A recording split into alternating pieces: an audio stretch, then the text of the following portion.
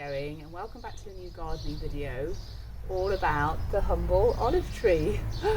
So this is my first olive tree. I've never owned one before, and I think I've always been afraid of buying one in case it dies, in case I don't sort of look after it properly, because I know friends and family that have had similar issues where they've bought one and then maybe it's lasted a year or two and then it's died. So yeah, I've always been a bit tentative to buy one, but apparently they are super hardy once they're established. So I think it's just that sort of getting it established phase, getting the right conditions, planting it up correctly, that sort of thing. And then in theory it should just sort of look after itself. So my husband rang me up from work and he said, I've seen some really good olive trees in Morrison's for 25 quid. So I was like, right, I'll go down, I'll buy one. So I went and bought one and brought it home, and it's a really good quality one as well. It looks really healthy. So anyway, before I wanted to plant this tree, I wanted to get it right. So I wanted to do lots of research, lots of reading up to find exactly all the information I needed to how to plant it properly and also how to take care of it sort of long term. So I thought I'd put together a list for you guys, all the stuff that I sort of read up about, just some sort of helpful tips on how to plant an olive tree, how to take care of it. So I've got sort of 10 different categories that I'll just go through just very quickly. So the first one, I thought I'd just talk about the origins and sort of family of the olive tree. So the olive tree, they started off in Syria and then sort of came into Greece and then the rest of the Mediterranean. And it's the same family as a lilac and an ash tree.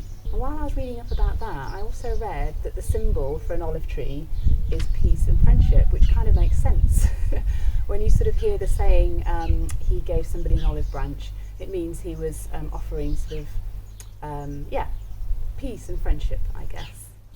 So the foliage, as you can see, is this sort of greeny, silvery leaves, and they're quite sort of thick when you look at them and feel them. And I think that means generally that they are actually quite hardy and they can take quite a lot. Which brings me on to the next point of sort of hardiness. So they can take temperatures up to -15. As far as watering, generally we have enough rainfall here to sort of water our plants, but if it gets really dry and hot, they do suggest that you can push your finger sort of down into the soil 1 to 2 inches, and if it feels dry, then you know that you need to water. If it feels still moist, then it still has enough water down there in the pot.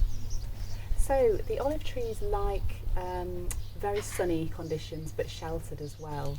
So if you can plant it somewhere, I'm going to stick mine here, so it's sort of full sun, sort of afternoon sun, and then it's sort of sheltered by this shed, so I'm hoping this is going to be a good position for it. Which leads me nicely on to how to plant an olive tree. So olive trees like good drainage, and they do recommend to actually plant it in a pot. They do really well in a pot, and they do recommend a terracotta pot, because the walls of the terracotta pot are breathable and they sort of let in sort of air and moisture, and it just helps with sort of root disease, root rot, that sort of thing, and holding on to water, holding on to that moisture. So in terms of feeding, they do recommend to feed your olive tree in early spring with some garden manure, which is brilliant because we've got loads of that down at the allotment. So sort of early spring, put some manure on top. And then they recommend as well, when the olive tree is fruiting, so from sort of June through to September, they recommend giving it a monthly liquid feed as well, and that just helps with the fruiting. So as far as pruning goes, they just recommend just to sort of lightly prune, and it's more for sort of shape, and if you prune off any sort of dying, diseased or damaged branches as well.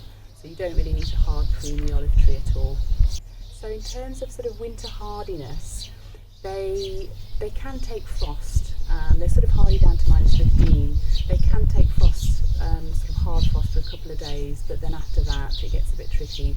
So they do recommend, if you are going to get more than a couple of days of really hard frost, to either put it somewhere sheltered, so in an unheated greenhouse, or you can cover it with sort of frost cloth as well, just for that sort of period where it's going to be really freezing temperatures for many days. And I think this is only the case for just getting it established, so after a few years I'm sure you can leave it outside. My mum's had a olive tree for, I think, going on 8, 9, 10 years, and she doesn't cover hers at all during winter now because it's really well established. So as far as fruiting, really interesting fact that I read, that apparently the olive tree needs to have temperatures below 10 degrees for 2 months during the winter months to actually be able to produce those fruit for the next year. So I thought that was really interesting. And as far as harvesting, the berries should be ready sort of September, October time. And you can harvest them in the 2 different stages, so you can harvest them with the green fruit or the black fruit. So I don't know if you've tried olives straight off the tree. They're not very pleasant. They're very, very bitter. So you have to sort of prepare them a little bit before you can actually eat them once you've harvested them. So for the green and the black olives, once you've harvested them, they recommend to put it into like a salt water solution for up to 10 days, just changing the water daily as well, and that just gets rid of that bitterness. And then the green olives, if it's a green olive that you're preparing, you can just eat that straight away then. If it's a black olive, they do recommend that you dehydrate them. So you put them in sort of salt for, I think it's sort of 10 days or 2 weeks, and then you can sort of put them in brine or olive oil just to keep them. And then you put that somewhere cool or in the fridge for about 4 weeks before eating them. So as I said, this is my first olive tree. I've never harvested olives or prepared them, so it's going to be a first time for me. So when I come to do that, hopefully I'll have some fruit at the end of summer, and then we're going to try and sort of harvest them and prepare them and then see what they really taste like. Alright guys, so I hope you found this video helpful. I definitely found all those facts helpful when I was reading up. So yeah, I'll see you in the next video. Bye!